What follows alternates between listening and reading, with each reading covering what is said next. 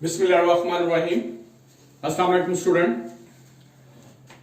आज का lecture number 7 9th class के लिए रिमाइंडर थ्योरम।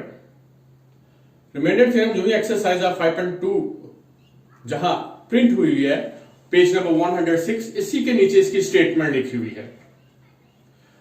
रिमाइंडर थ्योरम की स्टेटमेंट आ जाती है एज अ शॉर्ट क्वेश्चन और इसी से रेलिवेंट जो पार्ट आएंगे वो भी 2 मार्क्स के आएंगे। अब रिमाइंडर थ्योरम है क्या? ये डेफिनेटली इसी के वर्ड से ही हमें अंदाजा हो रहा है कि ये रिमाइंडर देगा। कोई भी पॉलिनोमियल जब किसी और पॉलिनोमियल से डिवाइड होती है जो रिमाइंडर में आता है तो वो इसके बारे में शायद को डिस्कस करने लगा है। Let's see. स्टेटमेंट है इफ पॉलिनोमियल, अब पॉलिनोमियल को हम p इंटू एक्स लिखते हैं। p stand for the polynomial and x is the variable. p into x, इसे हम पॉलिनोमियल की नोटेशन है, is divided by a linear divisor. Linear जिसमें वेरिएबल की पावर 1 हो और लीनियर डिवाइजर को भी आगे मेंशन कर दिया गया है x माइनस ए। यानी कि मैथमेटिकल नोटेशन है p इंटू एक्स और x minus A, then the remainder is p into A. तो रिमाइंडर जो है वो a की फॉर्म में आ जाएगा।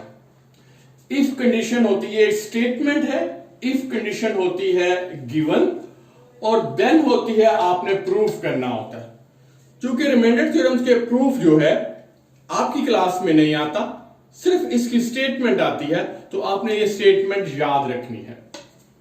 जो ब्राइट स्टूडेंट्स के लिए एक स्टेप और आगे देखें कि आपको मैं समझाने की कोशिश कर रहा हूं कि p इंटू एक्स ये पॉलिनोमियल है और डिवाइजर x माइनस ए आप डिवाइजर में ले जाएं, इसको इससे मल्टीप्लाई करें तो x माइनस ए और जो रिमेनिंग रहेगा that is called the remainder and this one is said to be a quotient. अब ये तमाम का तमाम जो है अलजेब्रिक स्टेटमेंट्स में है। इसको अगर मैं नंबर्स में लेके जाऊं तो शायद बहुत आसानी से आप समझ सकें। फर्स्ट करें 7 को आपने 5 पे डिवाइड करना है, तो 7 जो है वो डिविडेंड है, 5 जो है वो डिवाइजर है, 1 जो है क्वोशिएंट है, 5 1 द 5 और जो रिमाइंडर है वो 2 है। इसे लिखने का अंदाज ये है 7 equal to 5 multiply by 1 plus 2। यानी कि देख लें 5 को 1 से मल्टीप्लाई करें 5, उसमें 2 ऐड करें तो 7। ये एक सिस्टमेटिकली आइडेंटिटी है। इसी तरह हम अगर इसको जाए तो p ऑफ x ये आ गया, यानी कि वो देखिए ये 7 ये px को रिप्रेजेंट कर रहा है, 5 x माइनस ए को रिप्रेजेंट कर रहा है, 1 क्वोशिएंट को रिप्रेजेंट कर रहा है एंड r 2 यानी कि रिमाइंडर को रिप्रेजेंट कर रहा है। तो ये एक स्टेटमेंट आपके पास आ जाती है p into x equal to x minus a into q x plus r. अगर मैं x माइनस ए पे डिवाइड करूं तो x इक्वल टू ए, जहां जहां आपको x नजर आ रहा है वहां वहां आप a फीड कर दें। p इंटू ए माइनस ए, q इंटू ए, यहां आप x की बजाय इसी की जगह भी आप a लगाएं, प्लस r, a से कैंसिल हो गया और r, तो ये रह गया p into A equal to r। ये वही है, then remainder is p into A form में, that's the remainder equal to p into A form में मौजूद है। This one is said to be a remainder theorem. तो ये तमाम पेज जो है वो सिर्फ आपको गो थ्रू करने के लिए है। आपने स्टेटमेंट को याद करना है और इन तमाम चीजों को देखना है कि आया कि ये वैलिड है कि नहीं। अब इसको जरा क्वेश्चन की तरफ लेके जाता हूं मैं और मैं देखता हूं कि इसका कितना आप एप्लीकेशन जो है आपको समझ आएगी। एग्जाम्पल है 9x square minus 6x plus 2, इसे आप डिवाइड करते हैं लीनियर पर x माइनस 3। प्रीवियस क्लासेस में आपने लॉन्ग डिवीजन किया, 9x square minus 6x plus 2 और x माइनस 3 पर आपने डिवाइड किया। चूंकि ये मेरे लेक्चर का हिस्सा नहीं है तो ये डिवीजन लॉन्ग डिवीजन आपने क्लास 6-7 में पढ़ी होगी। जो चलते चलते जो लास्ट में बचता है वो 65, that is said to be a remainder. अब देखिए क्लास 9 में क्या है, इस पार्ट को रिमाइंडर फाइंड आउट करने के लिए हम क्या करते हैं, आप 9ax² माइनस 6x+2 को पॉलिनोमियल लेट कर ले, p इंटू एक्स, ये लेट कर लिया। लीनियर डिवाइजर को यानी कि x माइनस 3 को 0 फीड कर दें और x की वैल्यू 3 निकाल लें। अब जहां जहां आपको x नजर आ रहा है यहां वही रोल अदा कर रहा है a, जहां जहां x नजर आ रहा है वहां आपने 3 फीड कर दें, यहां भी 3 कर दें। 3 आ गया x की रिप्लेसमेंट में, x 3 आ गया, 2 आ गया। अब इसे सॉल्व करें, 3 को 2 टाइम मल्टीप्लाई करें, 9 9 9 the 81, 6 3 the 18 plus 2, 81 minus 18 plus 2 को अगर आप सॉल्व करते हैं तो ये 65, ये वही रिमाइंडर है जो कि लॉन्ग डिवीजन को आपको रिमाइंडर मिला। तो कितना आसान रिमाइंडर थ्योरम ने हमें रिमाइंडर फाइंड आउट करने का एक तरीका बताया, लेकिन इसकी कुछ कंडीशंस हैं।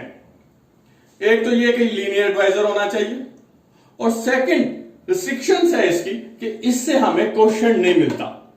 लॉन्ग डिवीजन में हमें क्वोशिएंट मिलता है 9x + 21, इसमें हमें क्वोशिएंट नहीं मिलता। तो इसके लिए एक और भी मेथड है जो कि सिंथेटिक डिवीजन कहलाता है, वो हम क्लास 10 में पढ़ेंगे कि सिंथेटिक डिवीजन हमें क्वोशिएंट भी देता है। फिलहाल रिमाइंडर थ्योरम्स की एप्लीकेशंस आप देख लें कि आपने लीनियर की वैल्यूज यानी कि x की वैल्यू निकालनी है और पॉलिनोमियल में फीड कर देनी है। ये डायरेक्ट कैलकुलेटर से भी कर सकते हैं, और जो भी वैल्यू है that is said to be a remainder, और अगर यहां 0 आता तो this one is said to be a factor, जो फैक्टर थ्योरम में हम पढ़ेंगे। अब देखते हैं, अब एक्सरसाइज 5.3 पे पेज नंबर 109, उसका पार्ट क्वेश्चन नंबर 1 को पहला पार्ट मैं कर रहा हूं, प्लीज। ये स्टूडेंट एक्सरसाइज 5.3 क्वेश्चन नंबर 1। आज का लेक्चर जो है वो 2 मार्क्स का है लाहौर बोर्ड में, या पाकिस्तान के जितने भी बोर्ड हैं।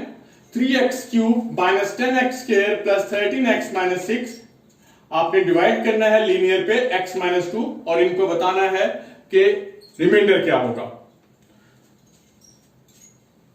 ग्रेटेस्ट डिग्री पोलिनोमियल यानी कि क्यूबिक पोलिनोमियल जिसकी डिग्री 3 है उसे p ऑफ x कर लें, और x माइनस 2 इक्वल टू 0, यहां रूट यानी कि x की वैल्यू 2 निकाल लीजिए।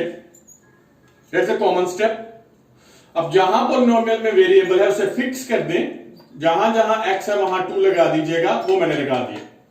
यहां भी 2, यहां x को रिप्लेस कर दिया 2 में, यहां भी x को रिप्लेस कर दिया 2 में, minus 6।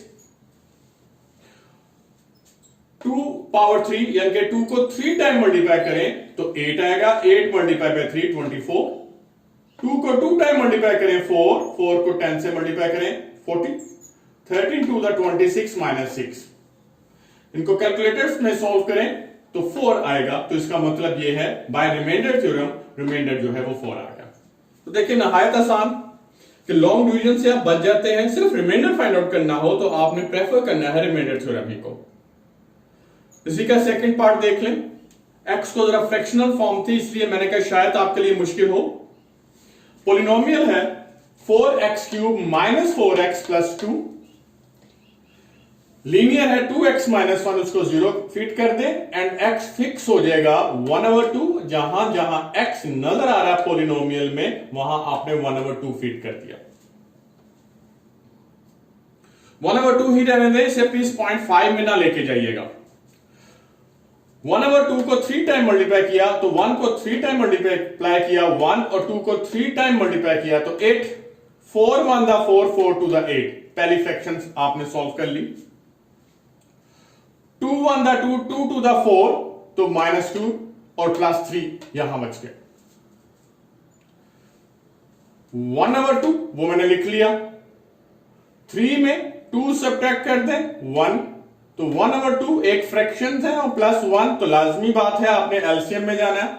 2 is the LCM, 2 LCM लीजिए तो 1 + 2 दैट इज इक्वल टू 3/2। अब इसी को भी आप 1.5 ना लिखिएगा तो रिमाइंडर इज 3/2।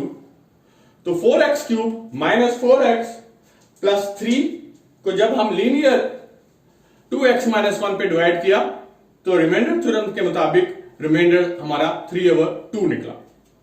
अब हम क्वेश्चन नंबर सेकंड की तरफ चलते हैं कि किस तरह हम कांस्टेंट वेरिएबल की वैल्यूज हम निकालते हैं।